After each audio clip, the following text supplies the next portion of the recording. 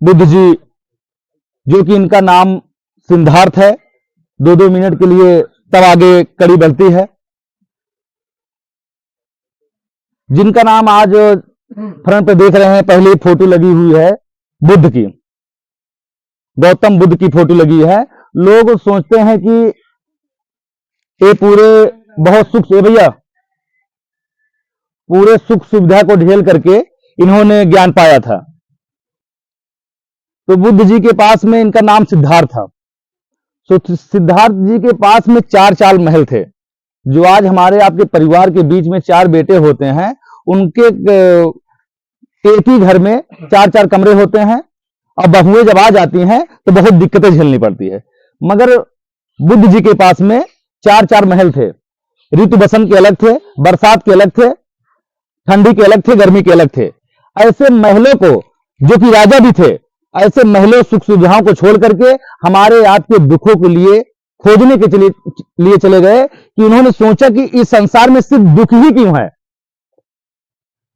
तो जब इनको धरती पे आने के पहले जब अपनी मां के कोख में थे, तो इनके पिताजी भविष्य करवाए थे। तो कोई ब्राह्मण समाज का आया तो उनको बताया भी, सही रूप से बताया कि ये बड़े होकर के एक महात्मा बन जाएंगे। तो इनके पिताजी सोचते हैं कि भाई एक लड़का हमारे पास में है और पूरा राजपाट संभालेगा कौन। मैं कोशिश करूंगा कि बाहर की दुनिया देख ही ना पाए। तो जब बाहर की दुनिया बाबा साहब बुद्ध जी आते हैं, तो उसी के दौरान इतनी कड़ी शासन हो जाती है कि पढ़ना लिखना, जो भी शरीर की सुख सुविधाएं हैं, वो घर में ही महलों में आ जाता था।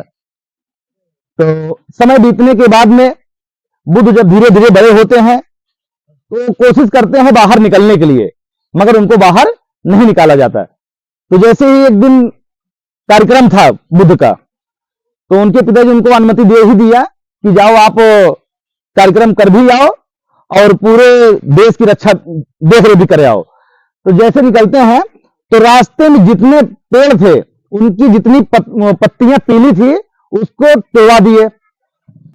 और जो बूढ़े व्यक्ति थे उनको साइड में करवा दिया, जो मरे व्यक्ति थे उनको भी साइड करवा दिए कि कोई समस्या नहीं आनी चाहिए हमारे बच्चे के बीच में, एक ही लड़का है ताकि राजपाट संभाल ले। तो जैसे ही सिंहासन को लेकर चलते हैं रास्ते में, तो कोई पत्ता छूट ही जाता है। तब बुद्ध देखते हैं कि भाई अपने जो घोड़सवारी पे कर रहा था उससे पूछते हैं भैया एक पत्ता क्यों पीला हुआ है। तो वही घोड़सवार कहता है कि एक ना एक दिन पत्ते को पीले होकर के सूख कर गिर जाना है। तो कहते हैं ऐसा क्यों? बुद्ध कहते हैं ऐसा क्यों? तो वही जो घोड़सवार था वही व्यक्ति बोला कि ये प्रकृति का नियम है, जो व्यक्ति इस जीवन इस संसार में आया है वो कभी ना कभी जाएगा जरूर, इस धरती पर रहेगा नहीं। तो जैसे आगे बढ़ते हैं, मालूम नहीं कैसे उनकी कितनी शासन प्रशासन लगने के बावजूद भी एक मिट्टी गुजर रही थी रास्ते से। रास्ते गुजरने के बाद में बुद्ध अपने घुड़सवार से पूछते हैं कि ये क्या चीज है। तो कहते हैं कि ये भी एक दिन जब शरीर बूढ़ा हो जाता है, समय आ जाता है, तो चाहे वो जवान हो, चाहे बूढ़ा हो, चाहे वो बच्चा हो, एक ना एक दिन सबको जाना पड़ेगा इस धरती से। तो आगे निकलते हैं। आगे निकलने के बाद में एक बूढ़ा व्यक्ति डंडे लेकर के चल रहा था झुक करके। तो पूछते हैं कि एक ऐसा क्यों जा रहा है, मैं जैसा हूं उस तरह से रहना चाहिए, इस तरह से नहीं है। तो घुड़सवार व्यक्ति कहता है कि एक व्यक्ति जब समय आने के बाद, जिस तरह से आप हम नौजवान हैं, एक दिन हम आप भी इसी बूढ़े व्यक्ति की तरह हो जाएंगे और हम आप भी चलते चलते बूढ़े हो जाएंगे और समय आने के बाद भी खत्म भी हो जाएंगे।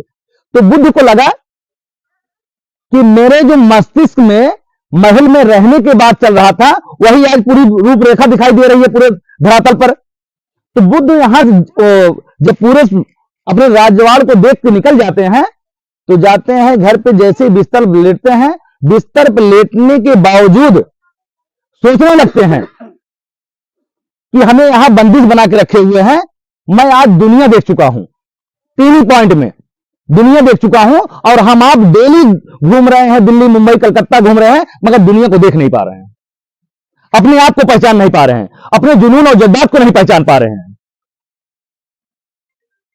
उसी वक्त बुद्ध दो घोड़े पर, एक उनका जो नौकर था वो, अब बुद्ध घोड़े पर सवार होकर के जाते हैं जंगल में, और उनके पास काफी हीरे जवाहरात के माले पहने थे।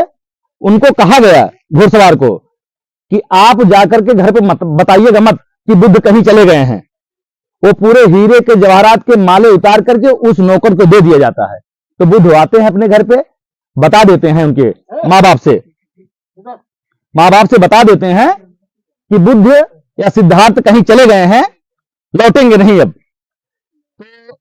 तो इन्होंने जब बहुत संघर्ष किया, पीपल के पेड़ के नीचे बैठ के और भी वृक्ष के नीचे बैठ करके, पानी में बैठ करके बहुत संघर्ष किया दुख को खोजने के लिए, मगर दुख मिला नहीं। इनको ज्ञान प्राप्ति नहीं हो रहा था, क्योंकि भूखे पेट भोजन नहीं होते ना, भूखे पेट भोजन बिल्कुल नहीं होते। तो एक महिला गई, जब एक पेड़ के नीचे, पीपल के पेड़ के नीचे बैठे थे, तो खीर लेकर जाके चढ़ाने जा रही थी पीपल के नीचे पर। तो वो सोची कि अगर फालतू में मैं रख दूंगी तो खीर भी खराब हो जाएगा और कोई मतलब निकलेगा नहीं। तो वही खीर को बुद्ध के, इस तरह से बैठे थे, बुद्ध के हाथ में रख देती है। जैसे ही रखने के बाद बुद्ध उसको सेवन कर देते हैं। जैसे ही सेवन करने के बाद जब कुछ अनाज के कण जब शरीर के अंदर जाते हैं, तो बुद्ध को बहुत ही ऐसा लगता है कि हम जीवन पा गए हैं। तो बुद्ध को लगा कि बगैर खाने से हम मोक्ष या कोई प्रकृति की देन या ज्ञान हम नहीं पा सकते हैं। तो धीरे धीरे भिक्ष मांगने लगे। जब भिक्ष मांगने के बाद में धीरे धीरे सेवन करने लगे, तो बैठ गए पीपल के पेड़ के नीचे बैठ करके। ऐसा ज्ञान उन्होंने पाया, ऐसा ज्ञान उन्होंने पाया, उन्होंने बता दिया कि दुख है, दुख का कारण है, दुख का निवारण है। क्योंकि आज बुखार है तो 2 दिन बाद सही भी हो जाएगा दवा खाने से, तो 1-2 महीने बाद फिर हमारे ऊपर बुखार आएगा, सर्दी भी होगी, टीबी भी होगी, और भी जो बीमारियां हैं वो सब कुछ हमारे शरीर में आएंगी, मगर कभी हमें आपको उस बीमारियों से मोक्ष नहीं मिलेगा। इसलिए पूरे जीवन, जब तक जीवन है तब तक जंजाल है। हमारे आपके जीवन में हमेशा दुख है, और दुख का कारण भी है, दुख का निवारण भी है। जो लोग कहते हैं चतुर वैरायटी के लोग हमारे आपके बीच में आकर के कि ऐसा करने से, कुछ लोग अभी बीच में हैं कहते हैं गोबर खा ले तो आपके पूरी शरीर की जितनी रूपरेखा है उसे बदल जाए, आप अच्छा हो जाएंगे। मगर क्या गोबर खाने से अगर हर व्यक्ति अच्छा हो जाए तो क्या जरूरत है खाने की? क्या जरूरत है खाना पकाने की? गोबर ही खा जाए ना। जो लोग हमारे आपके बीच में कहते हैं मानो तो दो नहीं पत्थर, तो क्या भैंस के गोबर का गाजर के हलवा कह सकते हैं? कह सकते हैं? तो कैसे हम पत्थर को दो कह ले भाई? नहीं कह सकते ना। अब इन्होंने एक बात लफ्ज कहा था जो हमें मूल मंत्र दिया, अप दीपो भव, अपना दीपक स्वयं बने आप।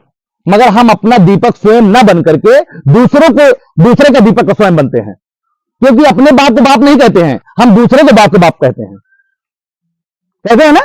इसलिए कहते हैं कि कोई भी हमारा बहुजन समाज का है तो कोई दिक्कत नहीं, मगर जब चतुर वैरायटी का व्यक्ति हमारे समाज में आता है तो हमारे लोग नेता कह के उन्हें पीछे भागत रहा थी और उन्हें बाप कहा थी, अपने बाप को बाप नहीं कहते हैं। निरंतर इसी प्रतापगढ़ में, प्रताप के गढ़ के बाहर भी हम आए दिन मुकदमा भी करवा रहे हैं, लोगों को न्याय भी दिला रहे हैं। तो लोग हमें आपको समाज सेवा नहीं कहते हैं, दलाल कहते हैं कि अपने भी समाज में कोई दलाल पैदा हो चुका है। चतुर वैरायटी का व्यक्ति हमारे आपको समाज को लूटने का काम करता है, वो कभी भी नहीं कहता कि वो लूटने और दलाली करने का काम करता है, और हम अपने समाज के व्यक्तियों को बराबर दलाली का नाम दे देते हैं। किसको देते हैं? अपने ही भाई, अपने ही बहनों को, अपने बुजुर्गों को, अपने युवा साथियों को दे देते हैं कि दलाली करता है व्यक्ति, जो कि रातों दिन निष्पक्ष है, न कोई पैसा न कोई कारण है कि हमें कुछ बनना है। अगर कुछ आप लोग बनाएंगे तो बनेंगे ही, नहीं बनाएंगे तो जैसे चल रहे हैं उसे निरंतर चलते रहेंगे। अब आते हैं हमारे बाबा साहब की क्या कहना है, क्योंकि अब दर्द बहुत है।